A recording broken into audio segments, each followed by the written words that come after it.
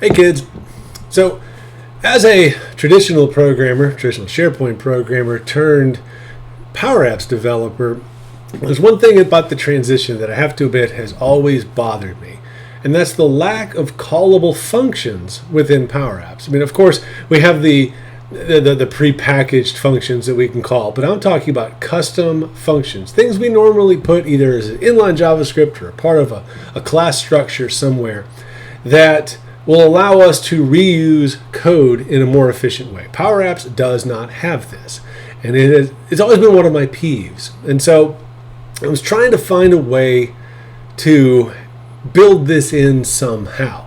And I think I have a way, and I want to present it today with a couple of use cases to kind of get your thoughts. I'd be curious to your comments about how this may work in the Power Apps. I've started using it, curious to your thoughts, and if this is something that you might want to use. Okay, so let's go over to our Power App. Let's take a look at what I'm thinking about, and let's get the discussion started.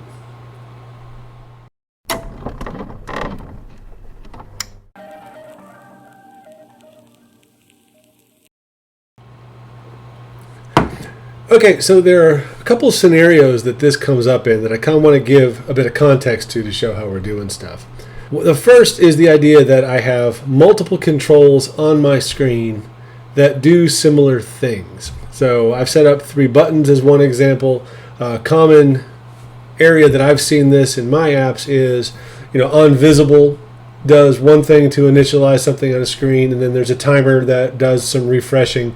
And the functionality that has to happen for that particular piece of code is now in multiple places. And inevitably, an update happens, UAT comes in, and some tweaks have to happen, and I forget to adjust all copies of the code. It's just that sprawl gets to be a problem.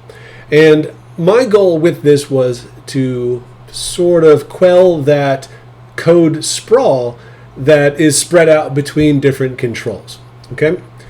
If we look here, for example, I have 3 buttons, and if we play this, they do very simple things. They just turn that particular rectangle a different color, right? So it's intentionally simple to prove a point. And if we hit the button to see the on select, we are just setting a variable, in this case var rectangle color to blue to, whoop, that's the color. On select, we see here it goes to yellow, and to nobody's surprise, on select here it goes to red. It's simple, but you could easily see where these buttons could have multiple lines of code.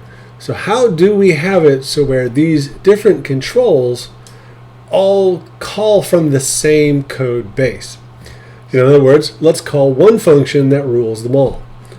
So the way that I figured this is, these buttons have code. Now, what if, for example, I have a button, and I'll turn it back on, that I will use the onSelect for to control the code that I want to run. So for example, I have a button called Functions that in production would be hidden. And what I'm starting to look at doing is the onSelect having a switch that is dependent upon some action, right? So this would be, in a sense, the function name.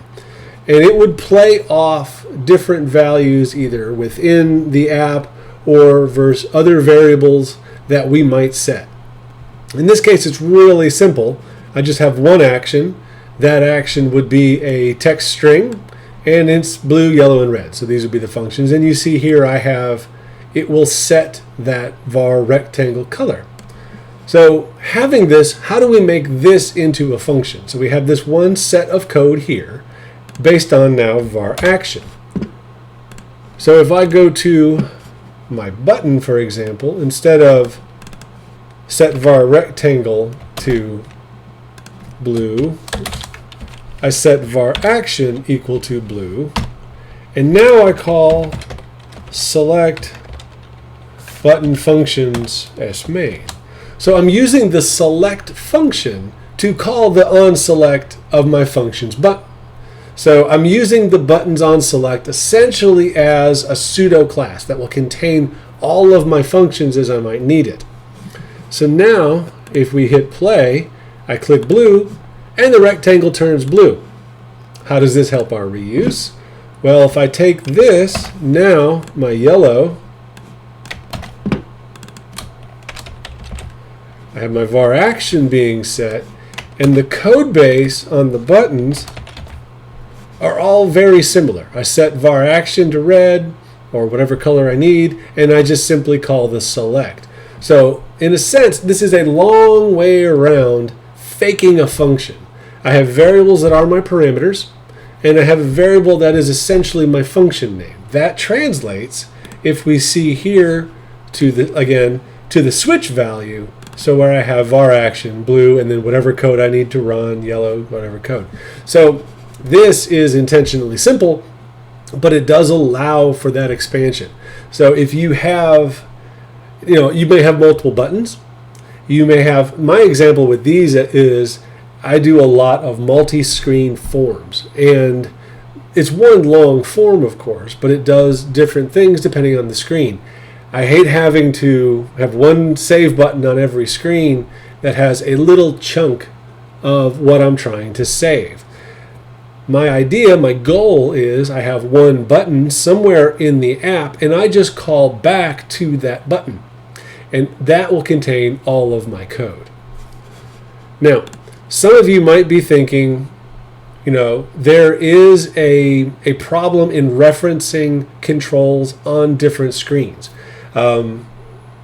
Especially if you were to have hero versions of buttons on a screen, way on the bottom of your tree, that there is a problem because loading the button with the functions would have to load that screen in memory before it becomes viable, and that would be a delay. Good point. Now, to solve that, I have found an article, Tips and Best Practices to Improve Performance of Canvas Apps, from our friends at Microsoft. And if we scroll down to Avoiding Control Dependency Between Screens, there is a very friendly excerpt here that basically says, as long as you can guarantee that the app goes through a screen, that control is loaded into memory, and then you can reference it on another screen without a delay in loading.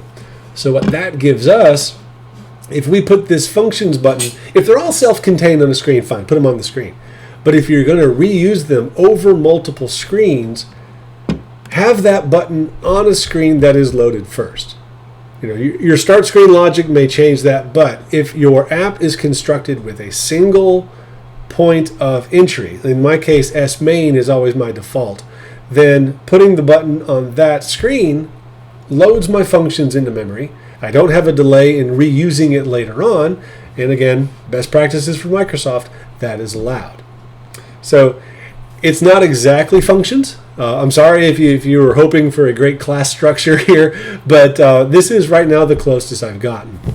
I hope it's helpful. I hope it's useful. I look forward to your comments. Like I said, I just started using this, but I wanted to share. If you have any issues or limitations you're finding, or even success stories, let me know in the comments. I'd appreciate to hear from you. Thanks again. Have a good one.